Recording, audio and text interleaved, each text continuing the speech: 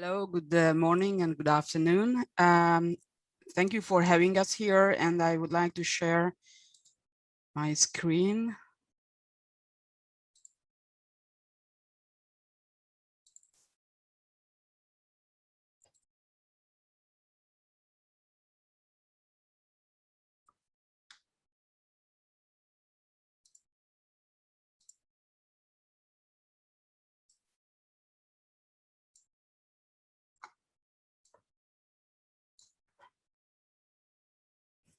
As it was mentioned several times, our presentation is about George Soros.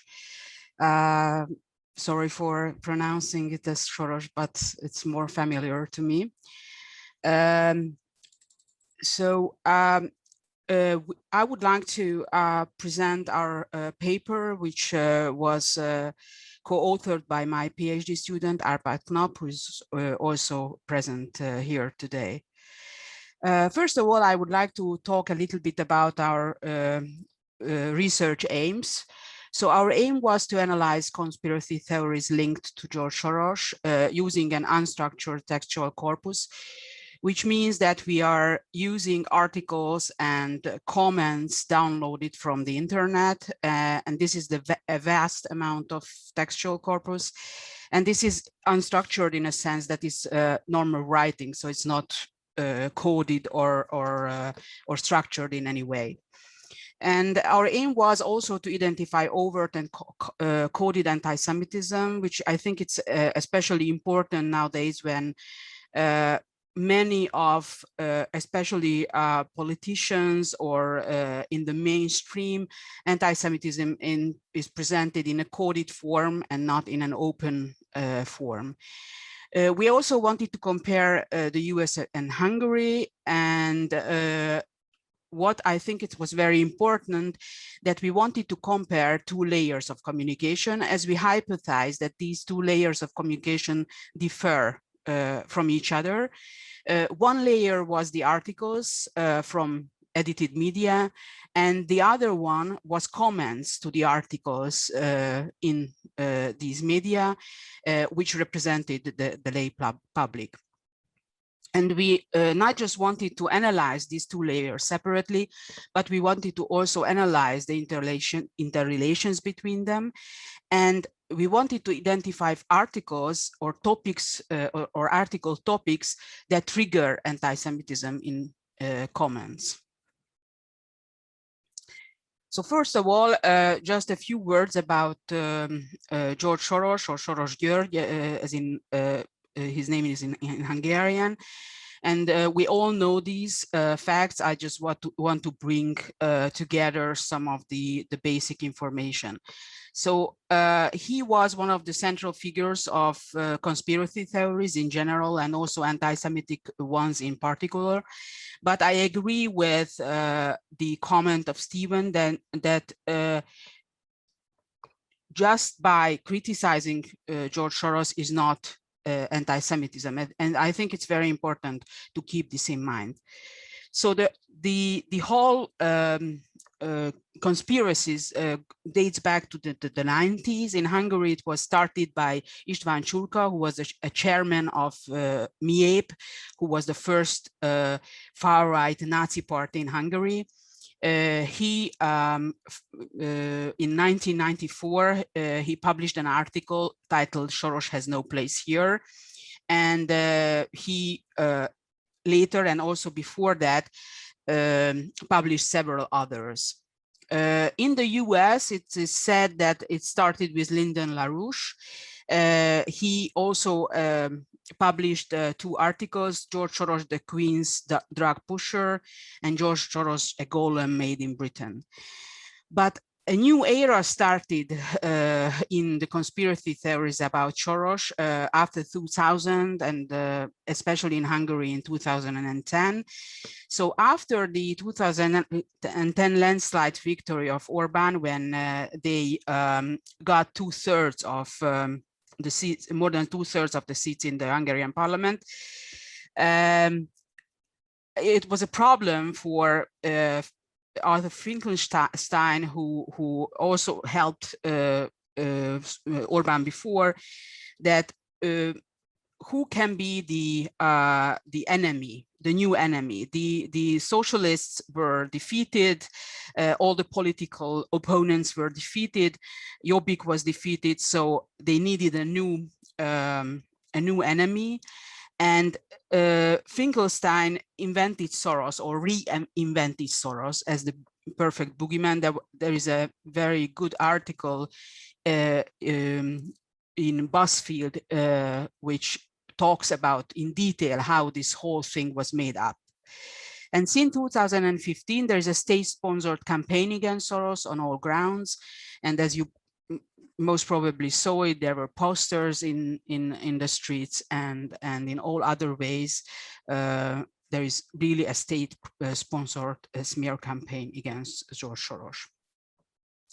In the US, after the 2001, and especially starting from 2004, Soros started to give money for domestic causes, and he was blamed of interference and accusing of promoting dark culture, gun control, mass immigration, loss of national sovereignty, and so on. And a whole new chapter started when Trump was elected in the US. We know that, for example, Steve Bannon said that Orban is Trump before Trump. So we can see that they are somehow learned from Viktor Orban. The first question was, what should be the place from where we download the articles and the comments? And we choose Breitbart News because they are, Breitbart is much more in the kind of media outlet which is close to what Orban is doing in Hungary in many ways. So we know that, for example, Steve Bannon told that Orban is one of the most fantastic politicians in Europe today, and so on. So we felt that we didn't want to analyze a far-right site, but we wanted to analyze this alt-right site because it's much more coincides with what Orban is doing in Hungary. There is some information about Breitbart News, but you also know it, so I don't want to go into detail, and as my time is going very fast. What I would like to point out that after 2016 November, there was a great decline in the readership of Breitbart.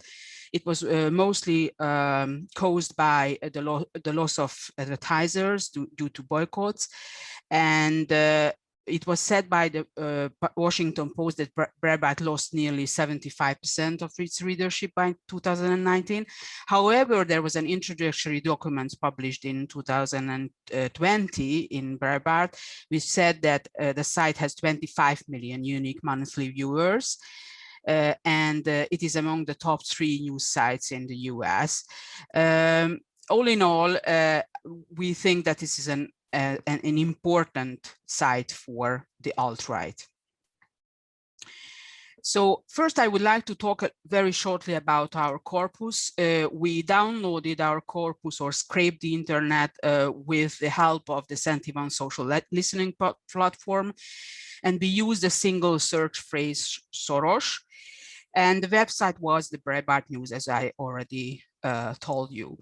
We downloaded all articles that contained our search term written between July the 1st, 2018 and January the 1st, 2021. And we also downloaded all the comments that were either written to an article that contained our search word or were directly contained the search word. These we called direct mentions. So our final corpus size was, we had a little over 1,000 articles and more than 550,000 comments. So first, just to, while reading the corpus, because of course this is a computer-based analysis, however, we always need to go into depth and make close reading on our corpus. So while reading the corpus, it was very obvious that the adjectives used for Soros is very different in articles and comments. So in articles, it was used billionaire, billionaire activist, billionaire philanthropist, Hungarian American billionaire, left-wing billionaire. But in comments, it was used evil, bigoted, lying, globalist, Nazi collaborator, Schwarz, aka George Soros, Hitler-loving, and so on. And there was only two expressions which was used in both, which was also quite neutral. So it's also worth to mention that this Schwarz, aka Soros, Schwarz was the original name of George Soros, and it's a very usual way of indicating that someone is Jewish to use its former name. And it appeared only in comments, but not in the articles. The next step was to make a so-called topic model, which meant that we wanted to identify the latent thematic structure of the corpus. So we ran the topic model for the articles. This is an unsupervised data-driven method, which means that there is no human annotation included. So we kind of ask the computer to do it, of course, after thorough preprocessing, which I will talk about it later a little bit. So the concept is that a certain topic can be characterized by the words associated with it, and articles that are that contains these words are part of these topics. So we had to define the number of topics where we used a statistical way using a coherence measure, but also the interpretability of the topics. We ran separate models for the articles and the comments, but it was very important that we later used only the topics for the articles. And I don't want to talk about the pre-processing. I just put it here because it is very important to understand that topic modeling and natural language processing, as topic modeling is a part of natural language processing, is not it's not working as we have the text and we put it to the computer and the computer says what's going on, but we have to make a very thorough pre-processing before actually modeling, actually using models for the corpus. So here are the steps of this pre-processing. So first of all, I would like to talk about the topics of the articles. We identified 18 topics, which were very separated in content. I would say a very nice result, because many times there are topics which are very mixed. So here we could really see very distinct topics having articles in them which were all about the same theme. So here are the 18 topics. So there was one about Facebook's actions against Soros, and Soros is behind the anti-Facebook movement. About the impeachment and organization funded by Soros. Most of the time it was not Soros himself, but the organizations funded by Soros or allegedly funded by Soros, it depends, are mentioned. There were 3 topics about the 2020 election. There was one topic about the Hope Not Hate organization. There was the Brexit, the coronavirus related news, the news connected to Antifa, and mostly about attacking Trump supporters, Gillum support for Dream Defenders, Soros speech on China in Davos, the border wall and Soros-funded American Civil Liberties Union, the bomb or the explosive sent to Soros, Soros financing anti-Israeli organization and causes included the BDS, the Kavanaugh case, and Trump. And also there was a huge topic about Viktor Orban, and solely about Hungary and Viktor Orban. About 1/10 of the articles fell into this topic. So the next step was that how to identify those topics which trigger anti-Semitic comments. So to find out this, we had to link the comments to their parent articles. And we could link 86% of all articles, comments to a certain article. There were 14% which were identified as direct mentions. We didn't deal with them anymore. We dealt only with the 86%. So to find out certain types of anti-Semitic content, you can imagine that more than 500,000 comments. It's quite hard to just closely read. So we compiled a list of 60 words, which was mostly based on the list published by the American Jewish Committee. And we used these search words as and indicated for every document whether it contains these words or not.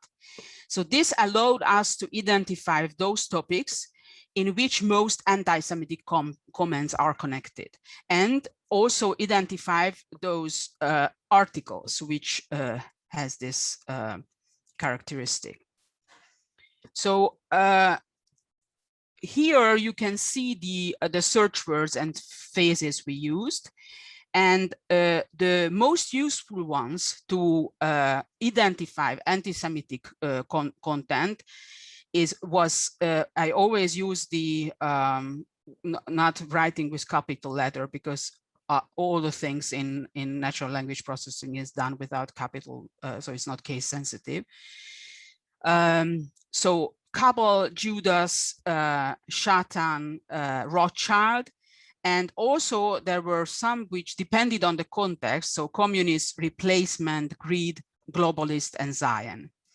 There were some which were mentioned but were not proved to be very useful.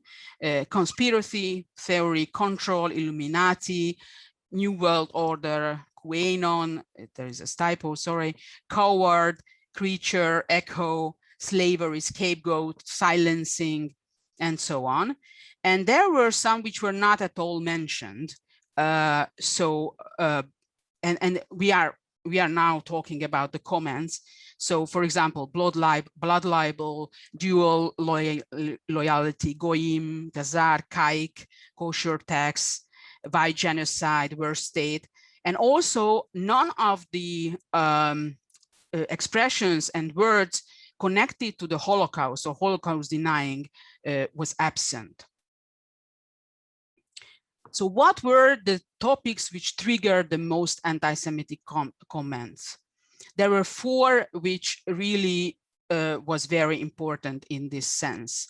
So first, the bomb-like device explosive sent to Soros. The second, Soros financing anti-Israeli organizations and causes, including the BDS. The Kavanaugh case, the Jovanovic case, and Trump, this was one topic. And Viktor Orban, the Hungarian government, and Soros. And now I would like to show you what kind of comments were connected to these topics. And I won't read out all the comments because I don't want to talk too much, but I try to put together a collection from where you can see what kind of comments you have to think of. So the first topic to which a lot of anti-Semitic comments was connected was about the bomb and explosive sent to Soros. So the overrepresentative and most useful search words in these comments were the Cabal, the Judas, and Satan. So for example, by the Nazi Judas Jew Soros, Nazi collaborator George Soros. Of course, you know that this is a common conspiracy that George Soros was not only collaborating the Nazis, but killed Jews, was a Nazi himself, and so on. How stupid are these deep state Democrats? Everyone knows ISIS was created by Obama, CIA, Mossad, Qatar, Arabia to further cabal interests in the Near East, and so on. The next one, Soros financing anti-Israeli organization and causes, including the BDS movement. The word which really discriminated between anti-Semitic and non-anti-Semitic content in the comments connected to these articles were communist and Rothschild. So, for example, Talmud and the Communist Party manifesto are overlapping. Be it Rothschild or Soros or other Zionists. Zionists are evil people who want to control the whole world with currency manipulation and making everyone their slaves by funding wars all over the world. Have been saying for so many years that Zionists have zero concern for Jews and Israel. They want an Israeli leader who would be a puppet. And there are many comments here, and it is interesting, about Viktor Orban. So, for example, saying that Orban is a huge friend to Israel, suck that up, EU anti-Semitic scum. Mr. Orban, what a great man you are, and a fine example of what a good leader should be, and so on. The next one, the Kavanaugh case, the Yovanovitch case, and Trump.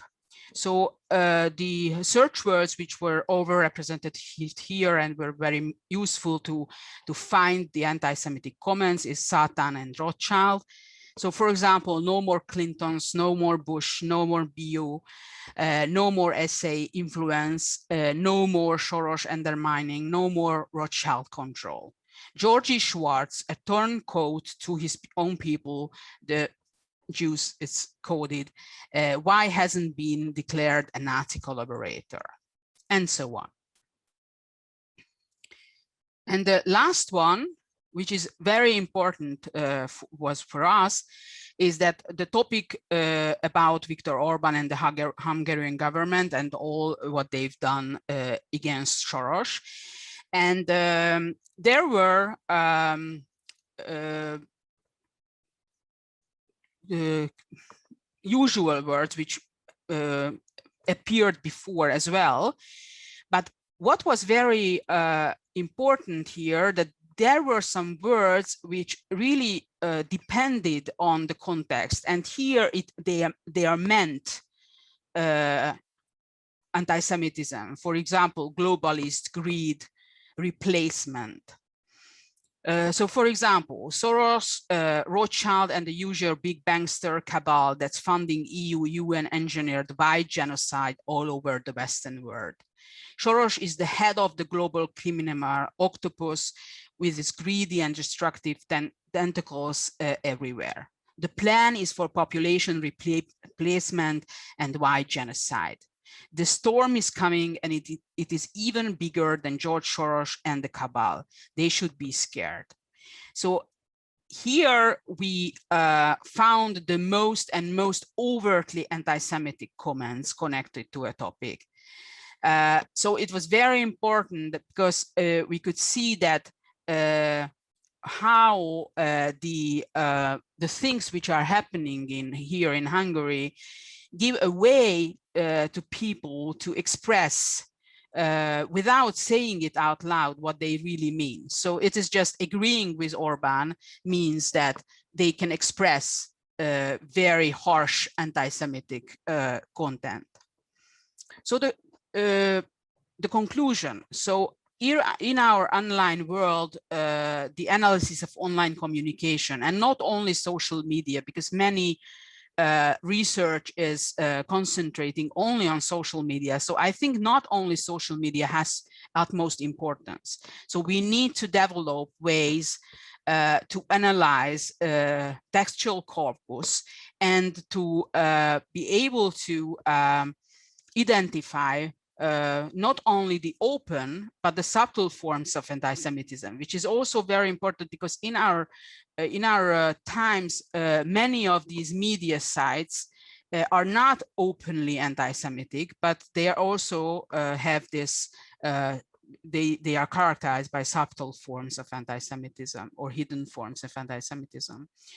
It was it proved to be very fruitful to analyze the different layers of communication, because it allowed the analysis of overt and coded anti-Semitism, and also it allowed to analyze the impact of coded anti-Semitism has on people, because the comments showed what people really thought based on these articles. We have quite many future plans. So first, we would like to include a third layer, the communication of politicians. It is especially can be very fruitful in the case of Viktor Orban and Donald Trump. Analyze other media outlets and social media, and also to use another type of method, which is called word embedding, which allowed the analysis of the latent semantics of various words, names, and expressions, based on the idea of so-called distributional semantics, which means that we describe the meaning of these words based on their context. So there are a lot of things ahead of us, and this is really a research project in progress. So we are very much looking forward to your comments and questions, and happy to answer them. Thank you very much.